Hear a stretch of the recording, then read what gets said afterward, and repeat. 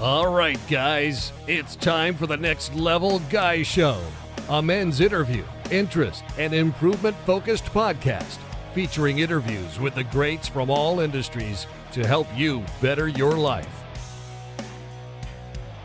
Each week, a new episode features an interview with one of the greats, covering all aspects of their story, from life hacks to tips and protocols that have allowed them to live life on the next level.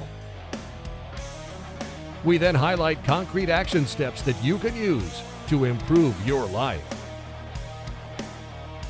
And now, your host, Ian Dawson McKay.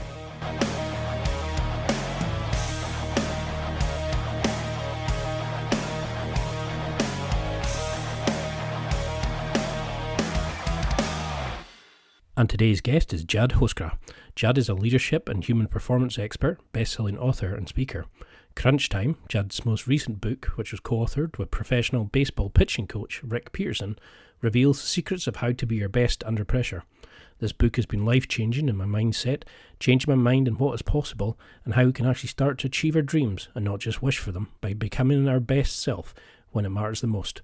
And in this interview, we discuss how to deal with pressurized situations, seeing the opportunities rather than the threats of a situation, his amazing book, Crunch Time, why reframing can be a life-changing skill for you, why you need to train easy to go hard, how you can learn to embrace the chaos, the need for deliberate practice, and so much more. And now, let's get to the interview.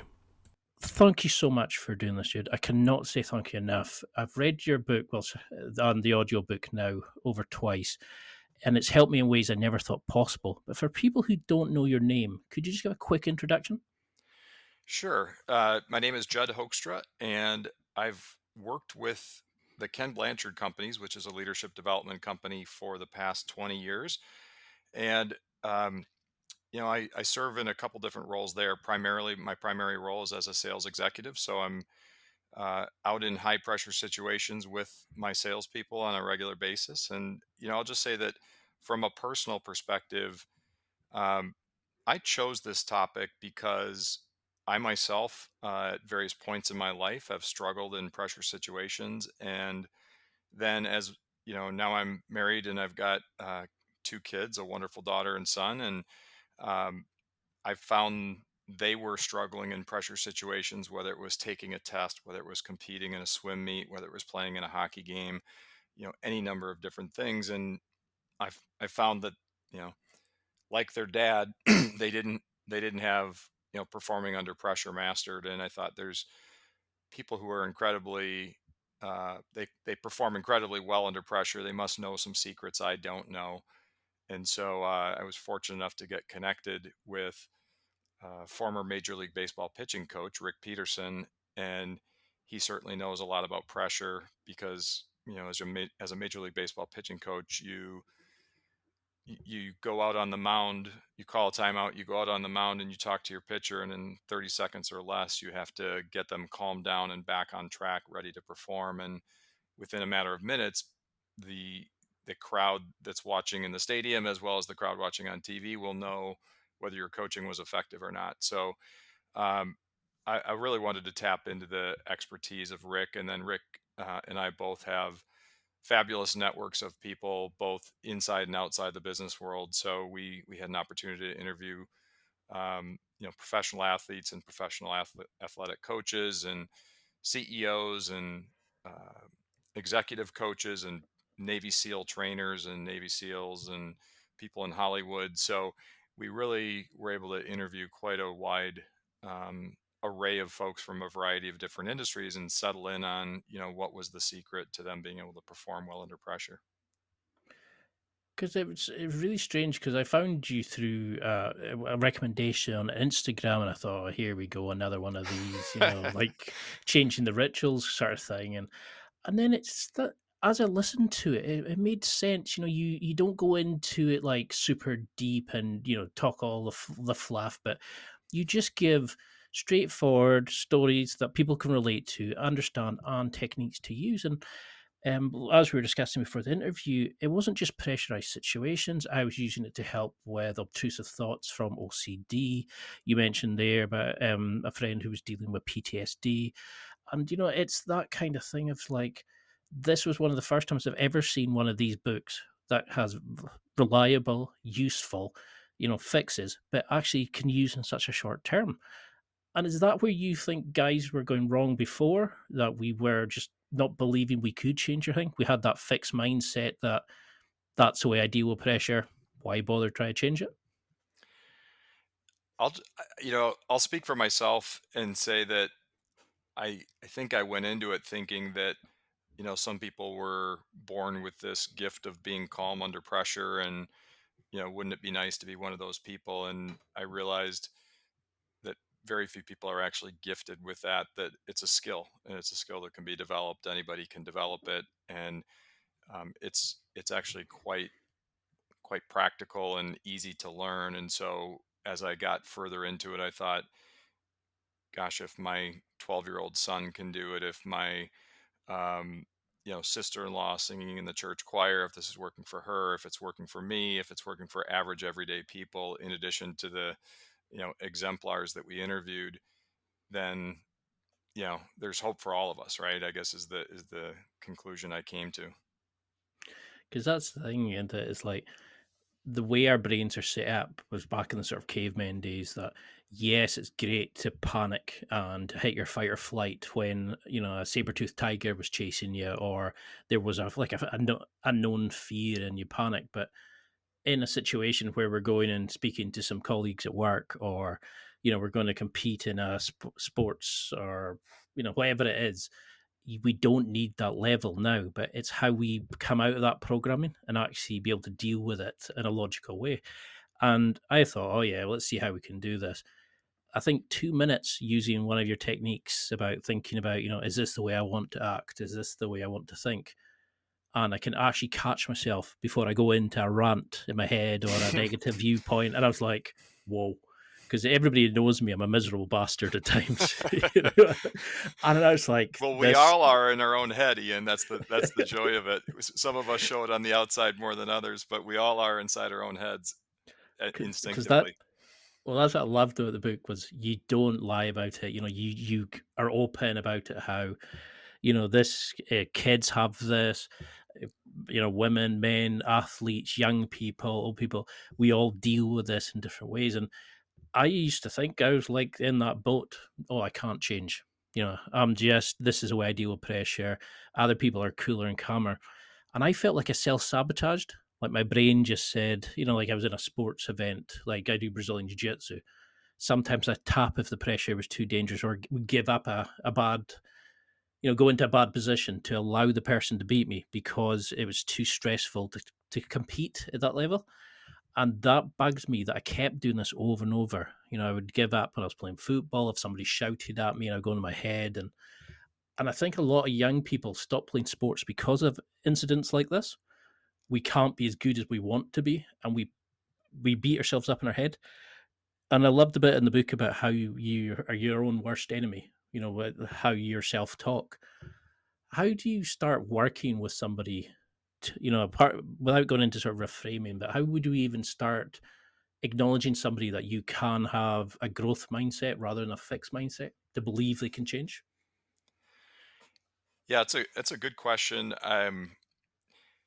I'll just share that I learn best through stories, and so the book is basically a storybook. It's a compilation of different you know stories from interviews we did as well as personal experiences. And um, you know anytime I'm trying to influence someone, I think the art of storytelling and the art of being able to share how something that you've tried has worked in your life, and you care about this person, and you hope that uh, what has worked for you will work for them too. And so in many cases, I try to create that growth mindset in others by sharing that, hey, I thought I was hopeless in terms of being able to perform well under pressure, and I learned some things from somebody else, and you know they worked for me, and I'd love to pass them along to you if you're open to hearing. And if people are open to hearing, then I'm more than happy to share what I've learned. And so it's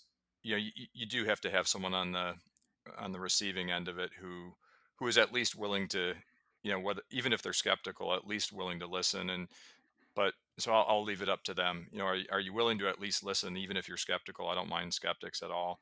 I was just, I find myself skeptical in many cases. So, are you willing to listen? And if you are, then I'll share my experience with you. And I can't promise you that it's going to help you, but I can, can let you know that it's helped me and it's helped others.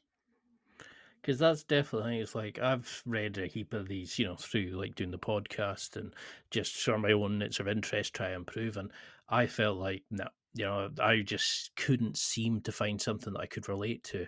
And when I got to listening to the audiobook, I actually stopped walking and I had to just listen because it was like you were speaking the truth that I needed to hear. And I know that sounds a bit sort of like up in the sky kind of talk, but it blew me away. And it was kind of like, oh, when you start talking about reframing, I was like, yeah, will that work? And then as you explained it and you got deeper into it, I thought, wow, I see the point now. I was allowing each opportunity to be a threat, to take it as, how am I going to go wrong? How am I going to fail? How stupid I'm going to look if I get caught, rather than turning it into an opportunity.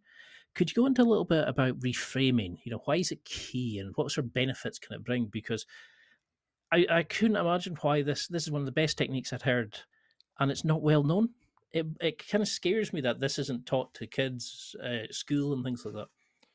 Sure, I'd be happy to. So, I mentioned we interviewed folks from exemplars from across many different lines of work and play, and what we figured out the common thread was across those exemplars was that in pressure situations they were able to flip the switch in their mind, and they were able to essentially, switch the switch goes from your instinctive thought of that pressure situation being a threat to flipping it to seeing it as an opportunity. And it sounds super simple when you say it like that. It's obviously much harder in practice.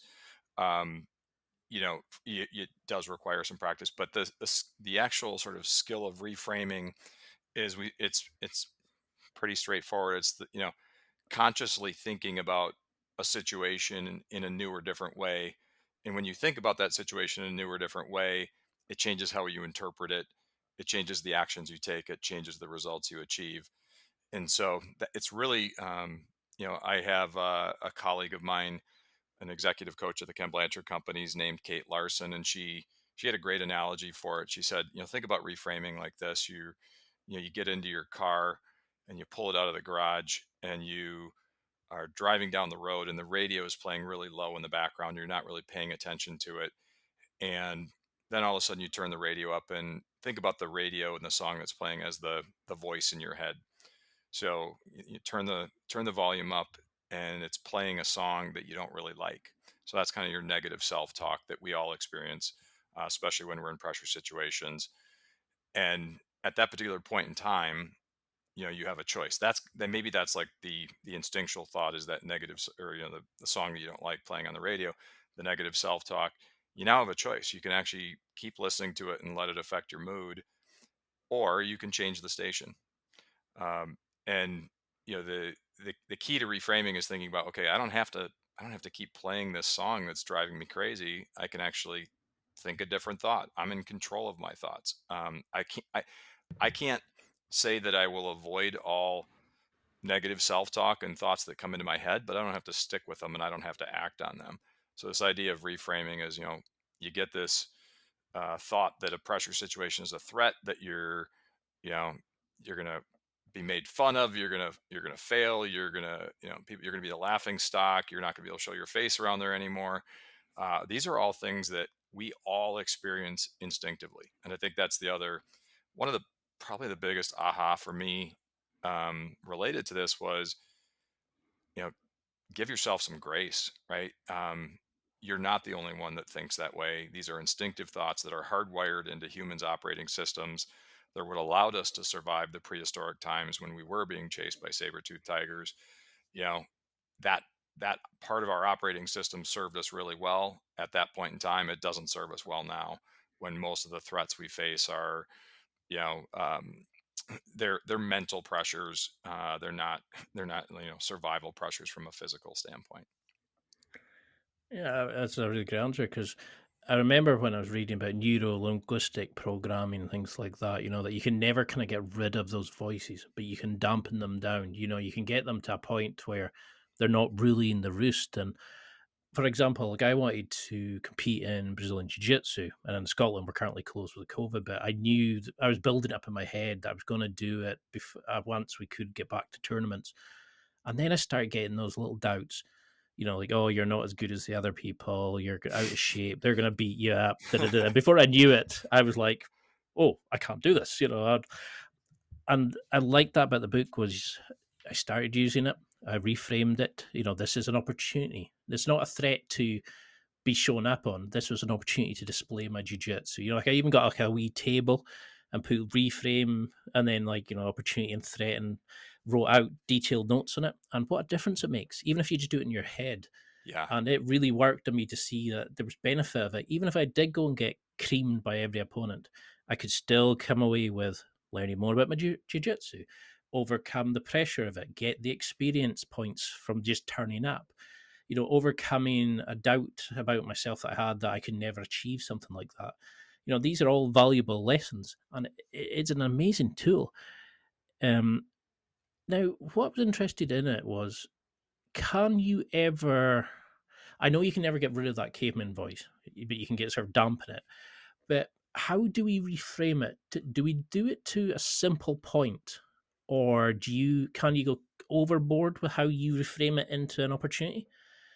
Do you have to just keep it simple to let it be absorbed into the brain, if that makes sense? Yeah. Well, for myself personally, I do like to try to keep it simple. I am a fairly simple, practical guy, and uh, the more complex the solution, the less likely it is I'm going to implement it. So I can't speak for everybody else on their reframing technique, but mine is to keep it simple.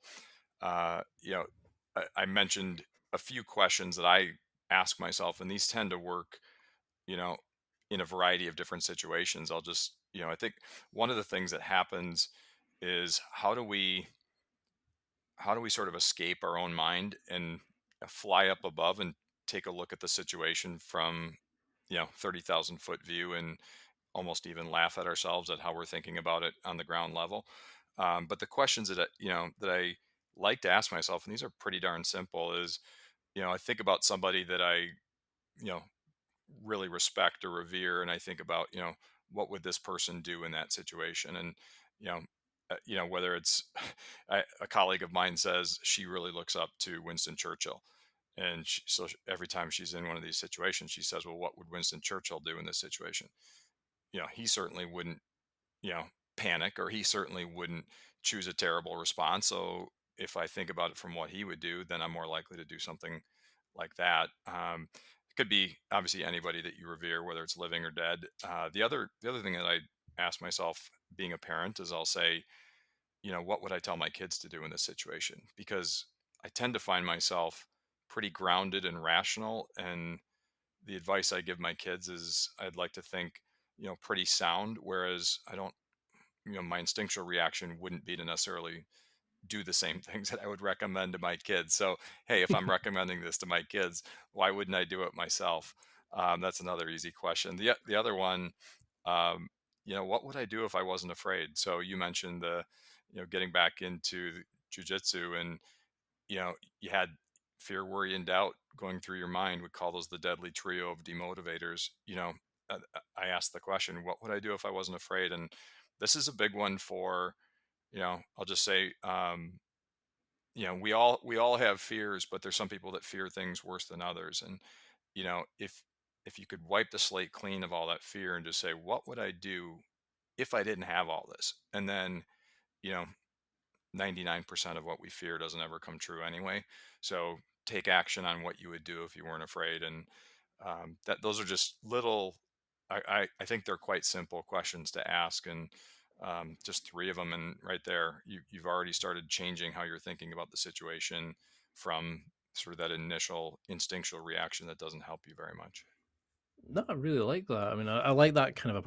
I've seen it mentioned where people say, act as if or fake it till you make it kind of thing. And, I think there's a Paul McKenna technique where he talks about seeing the version of you want to be and then you walk into it, like you close your eyes and you pretend you walk into that version of you, and then you take over them and use that version that's meant to give you more confidence and things like that. And it does work to an extent, but I find we have to use examples of people we want to imitate, and it's like I really like that whole philosophy. And I was kind of looking and going, right, where am I looking as threats? Oh, my inbox is full at work. Oh, I'm going to get caught out for being lazy and not good enough at my job. Oh, the opportunity. I can actually organize this better, produce systems to go in and create and make it easier. And I thought it really kind of makes you smile and feel less pressure just in those situations. But I was wondering how you would do it with, everybody watching, like a crowd there in the real time when, like you have like in the baseball story with Izzy, where there's thousands of fans shouting hate at you, you're playing badly, and then you said Rick just walked up, told a bit of a funny joke, and it kind of switched it over. Why does humor have such an impact on our performance? How can it let us snap out of this programming that we just run off in the back of our head without realizing, to actually being able to step up and act as we want to? Yeah, I think what I learned was that that laughing and humor actually changes the chemistry in your body to the favorable. So when you're in a pressure situation, your body is likely flooded with the stress hormone cortisol, and that that essentially hurts your thinking. It sort of you are stuck in your caveman brain at that particular stage of the situation. And what laughter does is it actually releases dopamine, which is a endorphin. That it's the same type of chemical that you get if you get a runner's high, or some athletic performance high. That it just sort of opens you up to think differently. And actually, there's proof that your mind is much more open to learning something and hearing something once you've laughed. Um, Comedians know this, and use it to their advantage. And so humor is a huge part of it. And I actually, you know, keep a list of I'll have stand up comedy on my iPhone, at the ready. If I'm driving to a meeting that is a high pressure situation, I'll be listening to stand up comedy, just literally to get my body chemistry in the spot that I'm so relaxed and laughing and sort of clear headed, um, that it, feels like I don't have a care in the world, even though it is a high pressure situation. So I think we have in the modern world with iPhones, with access to just about anything at any time, anywhere. There's really no excuse not to tap into some of those tools. And other tools in addition to the use of humor would just be, if you perform really well, like when after you get done performing really well, take a voice memo or jot down your thoughts and say, what was it about that performance that I loved? How did I feel after it? And bring yourself back to that place by reviewing those notes, or your voice memo, whatever it might be. So I think people, maybe it sounds corny, but we've got the tools right at our disposal. We might as well use them. It's time for a quick break. There are millions of potential products to buy, so how do you know which ones are worth your hard-earned money? Simple.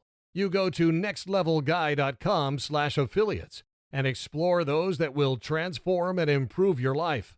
You'll find deals, listener exclusives, and special offers with some great companies. Recommendations are 100% honest and only on items Ian has tried or believes in. The companies showcased will make you a better man in all areas of your life. Simply go to nextlevelguy.com/affiliates and level up. Because that was something I was going to go into in the sort of the training portion of this was, how would you advise people to use it? Should we be collating data using these kind of apps and recording it? Is it a case of just writing it down to reflect back on it when we're feeling particularly low? Are these kind of apps and things useful that you see being advertised on like the iTunes store, etc.? Have you found any of them work, and are they worth it? I actually haven't bought any apps of that nature, Ian. I pretty much just use like the Notes app on, um, or there's an app I have. I don't even know what it's called, where I can just record voice memos, and Hmm. um, that's pretty much what I use. So it's pretty simple. There's no direction given on it other than put your notes in here and save it, and you can call them up. You can do a search on it. Um, so that's I haven't gone to that level of buying apps, and can so I can't really tell you whether they're helpful or not. Because that's the thing. I think everybody wants that simple fix. They want to, buy that app, buy that book that's going to give them everything. And a lot of them don't want to actually do the work themselves or address their own individual sort of situation. In the book, you talk about being overprepared. Can like a normal athlete, a normal person really get to the level of like an elite performer? Because they would have the coaches, the training staff, the time to prepare and do all these sorts of things. I liked how you could make like I've seen it firsthand how we can do these changes almost instantly, and I've had this over like my whole life kind of thing. But can we get to that level? Do you think? Can a normal person get to kind of elite status in their chosen field? I think there's well, I'll share. I'll take you on a brief tangent here, but there was a book I read called The Sports Gene. Fascinating book, loved it. And in that particular book, they were talking specifically about athletic performance, and it went in to say that there's a much greater percentage of your athletic performance that's based on your genetics than you might you might think. And so, based on what I read there, I would say, for certain fields like athletics, you're you're limited in what you can do, or you're maximized in what you can do based on your genetic code, which can't be changed. Obviously, hard work plays a role. I don't want to diminish that, but the same level of work with two people with different genetics, they're going to end up in a different place.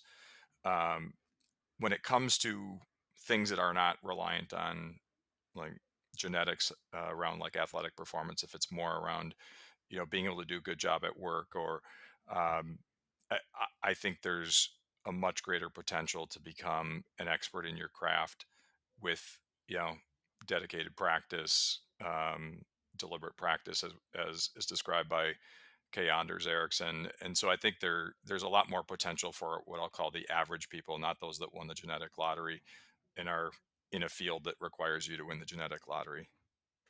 Because that's something I do notice, like in a lot of these kind of lower level sports, like jiu-jitsu, football, whatever it is.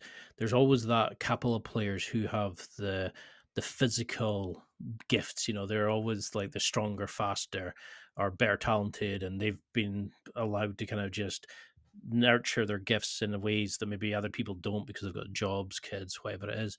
And I think this is a kind of way of really leveling up people where they're actually showed these tricks where they don't need to listen to that voice in their head, and they can actually go in and utilize the gifts they're given in their own individual way. And it actually made me kind of disappointed in a way when I think back to like if I'd known this sooner, the changes I could have made, and Me then I too. realized, and it's like your brain kind of going, oh, I need something to be negative about because, and I mean, it's like, and the book was fantastic, and it was just kind of like, right, what do I do? What do like I kept listening over and over to the different chapters, but the training section I particularly liked.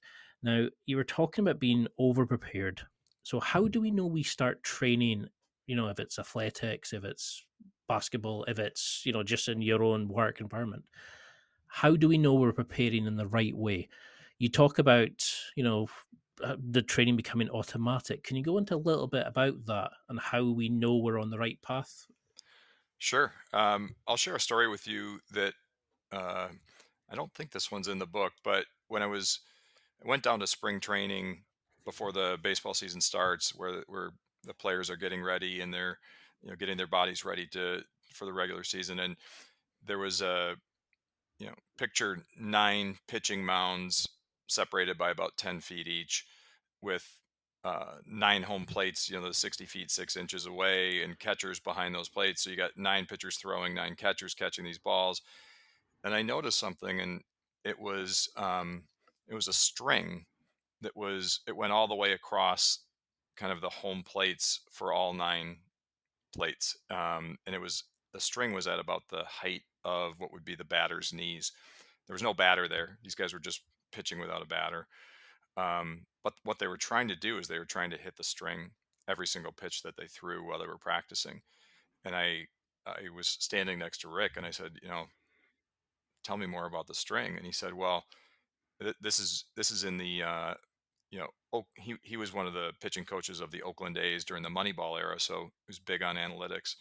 He said, the analytics show that the Major League Baseball batting average when you throw the ball at the batter's knees is like 181. You know, not a good batting average. It basically means 181 hits out of 1,000 at bats. Um, he said, but if you start moving up the strike zone closer to the batter's waist, the batting average goes up and gets as high as 300 or even higher, which is bad for the pitcher. That means more hits against him.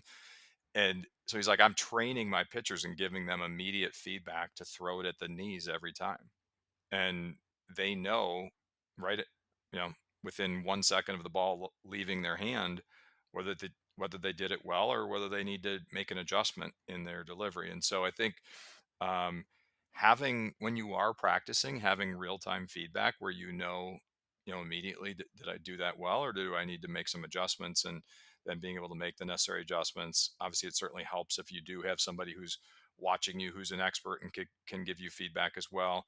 But I think there are probably a lot. I mean, I'll say, um, golf is one of my hobbies, and one of my fears is when I go to the driving range and I'm practicing that I'm just embedding further bad habits by practicing a bad swing, because I don't necessarily always have the feedback.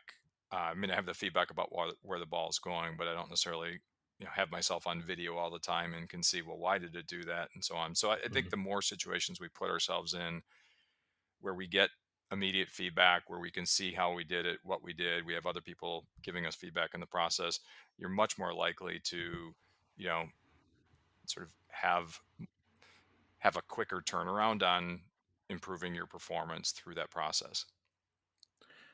Yeah, I really like that. And when I've listened to the book, well, the audiobook at the time, you were mentioning about unconscious competence through deliberate practice. And that made sense because the way you build up in the book, you kind of explain how about reframing, and then how you replace the negativity and the sort of the bad thinking with like the autopilot of the actions that you want to use. Now, could you go into a little bit about that? I mean, is that what you were meaning just now about that kind of training? You mentioned about chunking as well, where you break down the scary task or the large task into smaller areas, and you just keep practicing those smaller areas until you can do them with your eyes closed and feel it, rather than having to be told you're doing it right. Yeah, it's interesting. There's a there's a couple different chapters in the book that they could be viewed as at odds with each other. So there's a chapter called, reframe from trying harder to trying easier, and then there's another chapter called reframing from being prepared to being over prepared. And you could look at it and say, like, you know you're not making any sense there, Hoekstra. Tell me what you mean by those. They seem to be at odds with each other. And it's really this idea of, prepare hard, perform easy. So you are trying really hard and you're putting in, countless amounts of hours and repetitions during the practice. Once you get to the actual performance, you do want to be almost on autopilot. That unconscious competence that you've built up through all those repetitions in practice. And you know there was one point in time when I was speaking with Rick, and I asked him, Rick, how do you know when it's time for you to go out and talk to a pitcher during a game? Like, what are you looking for that gives you that signal? And his answer is pretty funny. He said, the second I start to see the pitcher think, I get out there. He doesn't want the pitcher thinking. He wants them It's on autopilot, and he's like, I know bad things are going to happen the second they start thinking out there, because they're not in their routine anymore, and they've got a million thoughts going through their head, and it's just not going to help them. So, he actually goes back and tries to get them to the point that they're not thinking again. And if he feels like when he goes out there and talks to them that they're not going to be able to do that, that's when he pulls a pitcher from the game. No, it's true. I mean, I can think of times I've been training, and you just go into autopilot, and you're just going through the motions, repetitive, and sometimes you're doing things perfect, and then the second you think about where your arm had been, or somebody makes a comment, you can switch out of it, and you're like, you can't get back into that rhythm. As soon as your brain starts thinking, it's almost sometimes like, okay, stop, take a break, go back into it. So could you go into a little bit about the really interesting concept of training hard but learning to when to go easy? Because that Sure. really made a big impact. Because there's times I've been training jiu-jitsu and I thought, I'm doing terrible here. Right, I'm going to grab this arm, I'm going to throw him down, I'm going to smash it. I'm going to go 50 times harder in every roll, like every kind of practice fight. And then Sure. you were saying you should go easy. It, Yeah. So it's one of the stories that I think really kind of tells this well is um, Michael Phelps, the world champion gold medalist swimmer from the United States that has won all these medals and is viewed as one of the best swimmers, if not the best swimmer of all time. His coach used to just really put him through the paces in practice and do things that would actually be viewed by many as cruel and unusual punishment. One example was he would actually like step on his goggles before he jumped into the pool, and so that when he jumped into the pool, water would flood in through his goggles, and obviously it would burn his eyes because of the chlorine and so on, and so it would force him in practice to learn how many strokes do I need to take from one end of the pool to the other while I swim blind. um, and you know he learned his stroke count and could swim things essentially without having his eyes open, without the goggles actually working. He did that in practice, and as it turns out, what happened is he got into a race in the Olympics where he dove into the pool and his goggles, you know, sort of fell off his eyes and went down by his chin, and so he had to swim blindly. He couldn't open his eyes at that point, and he, because of all the practice and repetition he had done in that same way in practice, he was able to just swim the race as if it was a normal race. He ends up not only winning the race but setting a world record. So it's just amazing that you know you put yourself in practice in much harder than you think you'll ever need conditions, and then when you if you'll probably never need that level of conditions, but if you do, you've been there before, and you have a comfort level with it. It's not something that's new to you. New situations tend to put people into a panic mode. So the more that you can practice, another example of when I was speaking with the Navy SEAL trainer, he was saying, we call war monkey business. And I don't mean to be flippant about it by any means. But he said, we practice so hard, we train so hard in the SEALs that when we actually get into a real combat situation, it's a piece of cake. It's easy. It's like, you know, this is 1/10 as hard as what we went through in practice. And so the more that you can put yourself in, stressful, strenuous situations in practice, then the more likely that it's going to be easy when you're performing. And you can then relax, you can then trust your preparation, you can then kind of go on autopilot because you're so well versed from your preparation. Yeah, I mean, it makes perfect sense, and the book lays it out superbly because you talk about training hard, learning it, breaking down each of the skills, and training it until it becomes just part of you that you can do it without really thinking about it. And then you talk about the need to sort of be able to dial it back, and I can think of plenty of times where by being trying harder, I was actually failing more. And by just kind of relaxing, you kind of, it lets you kind of slip into the autopilot, and your brain just goes, okay, I know how to do this. And you cut out the voices in your head and you just do it. And you're so much better. But is this concept, like the guy stepping on the goggles, changing the different ways he trains, is this the bit you mentioned in the book about the embracing chaos, becoming familiar with chaos, where you kind of you do dial up everything so much that you go overboard almost. So, like in a situation, say for jiu-jitsu competing, I would go in and do like Shark Tank, where you roll with five people, fresh, one fresh Yeah. after the other for five Yeah. minutes, Yeah. because that kind of overtrains you. So you go automatically into that way of thinking. That's exactly right. Yeah, it's the harder than normal conditions you should be practicing under, not just what would be considered normal conditions. And yeah, sometimes you got to get creative to figure out how to create those harder than normal conditions. I know, just as an example, being in the business world and having a sales team that we'll do dry runs of sales presentations that we're going to be making to a client, and we'll have someone intentionally play the role of a difficult, challenging client, asking ridiculous questions and things that probably aren't going to come up during the course of the actual presentation itself. But if you feel like, wow, we're ready for anything now, after we've answered that guy's questions or that gal's questions, um, and then it makes the actual presentation to the client, who more often than not is reasonable. If you've answered unreasonable questions and things in advance, then you're much better prepared and feel like we're ready for anything here.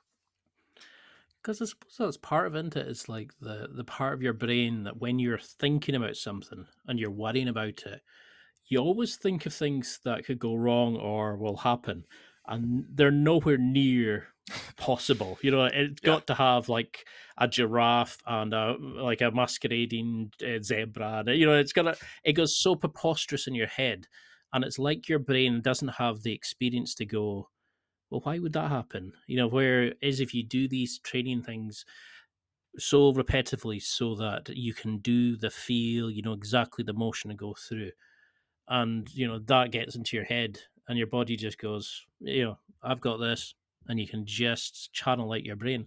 And then when you start to try, like Rick did, you go and you stop it there, and then you relieve the stress, and then you get back into it. It's really well done. So how does Yeah, things like Ian, what breathing? if I'll jump in just for one sec? I think one question to, if you're coaching somebody else who's in a pressure situation, a question that I would ask would be, think back to your absolute best performances in whatever you're competing in or performing in, and were you grinding, and just was it an absolute strenuous activity to perform that well in that situation, or were you in a state of flow where it felt comfortable, normal, natural? And probably 90 plus percent of the people that I would ask that question to, it's I was comfortable, I was relaxed, I was in a state of flow.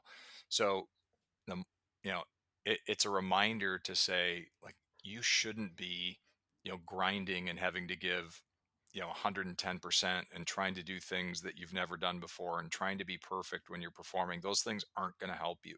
What's actually going to help you is to get yourself in a relaxed state, um, and trust the preparation that you've done, and that's as good as you're going to be is the level of performance you had in your preparation. You're not going to all of a sudden show up and be, it's a unrealistic expectation to show up and say, I'm going to be better under pressure than I was in any of the situations where I was practicing and preparing.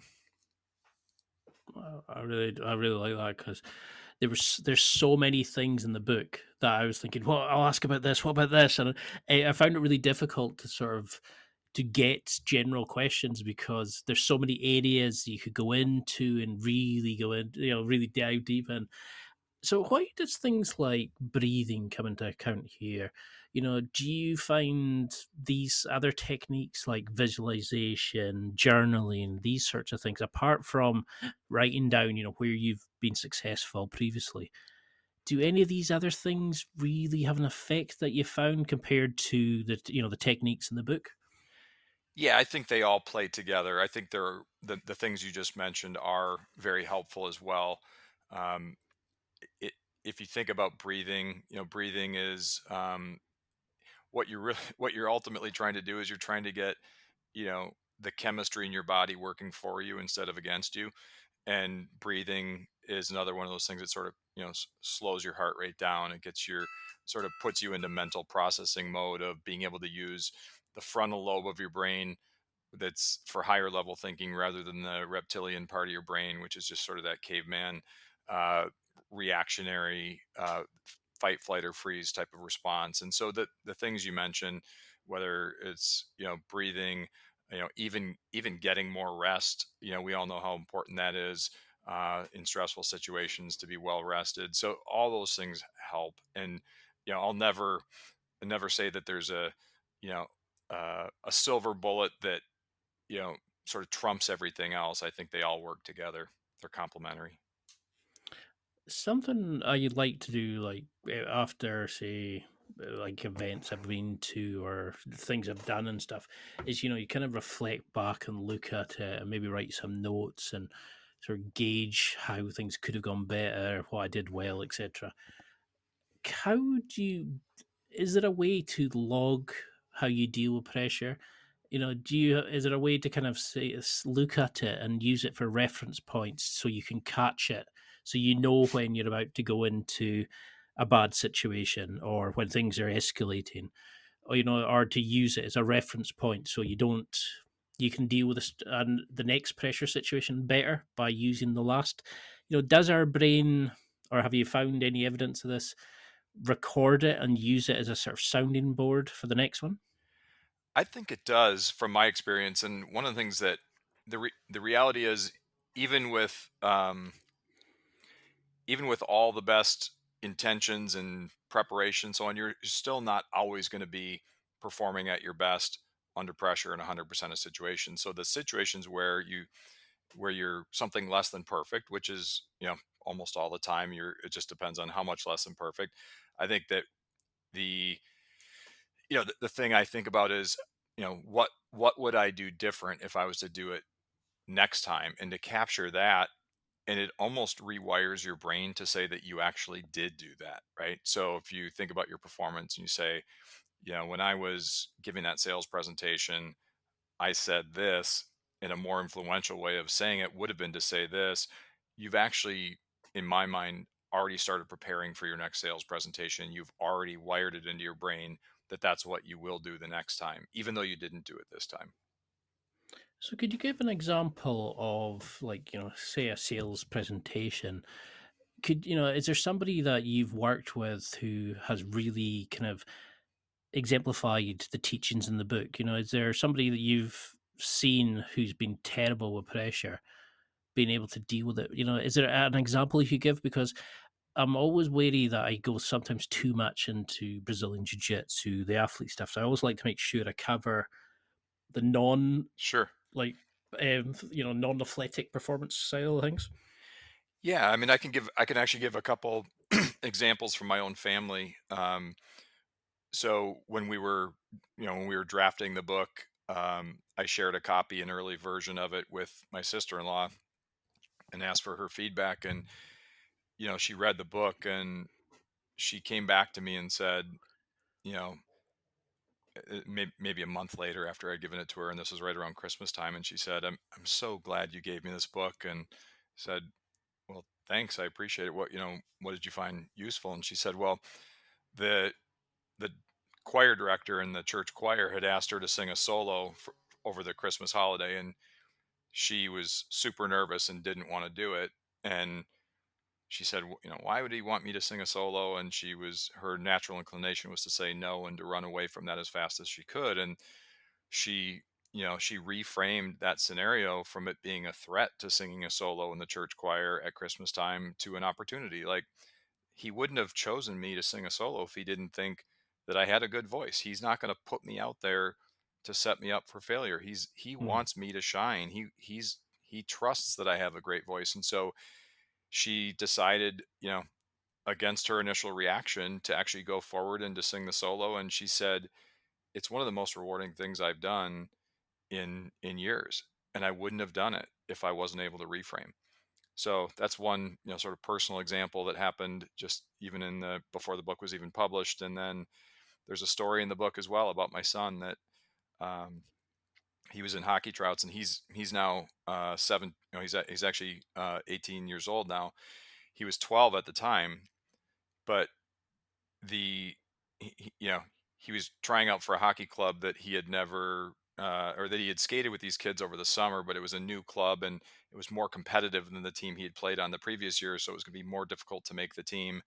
And there's about 50 kids going out for the team and only 18 spots, and we get to tryouts on the first night, and there's, a registration table, and there's two sets of jerseys there, and there's you know some black jerseys with numbers on the back and some white jerseys with numbers on the back, and they give him a white jersey with a number on the back so that the coach knows, who he is as he's doing his ratings and evaluations. And my wife and I come into the arena and we sit down, and as the kids start coming onto the ice to warm up before they're going to scrimmage, you realize, like, wow, most of the kids, and I had seen a bunch of their practices over the summer, most of the kids that are shoe-ins to make the team are wearing black jerseys. And Cole, my son, is wearing a white jersey. Oh no, like, this isn't good, right? He looks Hmm. like he's potentially not going to be on the team, or he's going to get cut, or he's this and that. And of course, my caveman took over, my wife's caveman took over.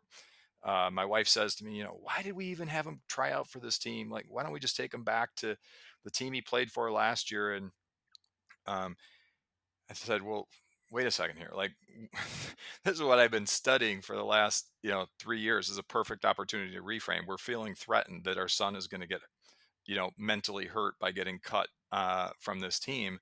What's another way of thinking about this? And I had actually coached, numerous youth athletic teams, and I said, the coach is probably trying to figure out, which are the kids that are on the bubble of making the team that can compete against the best kids, the kids that are already shoe-ins for the team.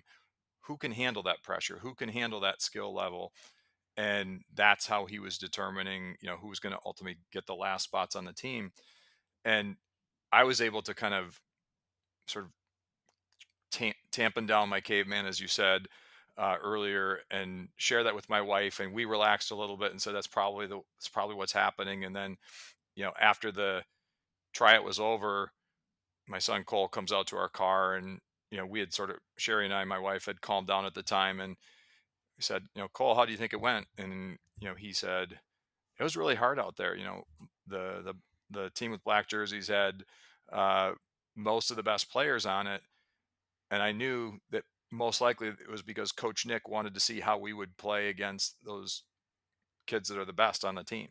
And I didn't play perfectly, but I played pretty well. I'm happy with how I played. I was able to show my skills. And long story short is that, or short story long, is that he ended up making the team, and their team ended up having a fabulous season. They went on to win the state high school hockey, or the state tournament for the age group that he was in. And without him being able to reframe himself on the bench during tryouts in a stressful situation as a 12-year-old, he may not have made that team. He may not have had that great experience, and our family wouldn't have had the great experience. And so those are just a couple personal examples of, you know, um, a variety of different contexts that this can be used in. And, you know, I've talked to friends of mine whose kids struggle with taking tests, and strategies to use the reframing as you're going into a test. And so it literally can apply across any and every pressure situation you find yourself in. I did love that story when I read it. When I heard it in the book, I was like, it really hit home how teaching them young can make such a difference in a child's life rather than letting everybody think, oh, I can't do anything about this. I'm just never going to be good at tests. And then you start believing that you're not good enough, and, the negative benefits that can bring to a child's life. And it's fantastic to speak to you and have the opportunity to go into this book. I mean, I'd love to do a round two where we kind of go into it deeper, and there's so much to cover, but I'm aware of the time. But so, how should we look at pressure and dealing with it? What would you say is a sort of general takeaway message for people? Yeah, if I had, the headline of the book is to reframe pressure situations from your instinctual thought of it being a threat to seeing that pressure situation as an opportunity. and obviously there's lots of flavors and different ways to do that, but that's really the headline, threat to opportunity. And so if you find yourself in a pressure situation, ask yourself the question, what's my opportunity? And that's the start of, you know, getting out of the caveman part of your brain and getting into the part of your brain that's actually going to help you. Well, the book is definitely going to be something I give to everybody else, as a gift, to my nephews, my niece, even just to friends in jiu-jitsu and training who are struggling with that sort of mental capacity. But how could people, find you, get the website, perfect time for a sales pitch for the book as well?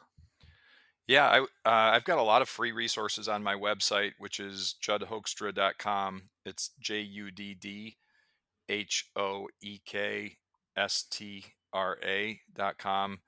And if you do /resources, there's a whole bunch of, whether it be, uh, you know, short videos or podcasts or, blog articles, whatever your sort of medium of choice is, uh, you know, please go out there and tap into those. And if you want to look me up on LinkedIn, feel free to do that as well. I'm more than happy to connect with folks, or Twitter. It's at juddhoek.com, JUDDHOEK for Twitter.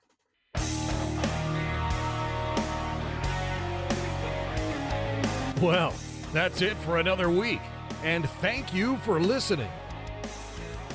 It's now time to take what you've learned and use it to develop and enhance your life with the key points mentioned. Listen, try it, embrace it, use it, and crush it. Now's your time to hit that next level in your life. If you liked this episode, then please leave a comment on the show notes or a review of the show on your podcast platform. Everything helps evolve the show.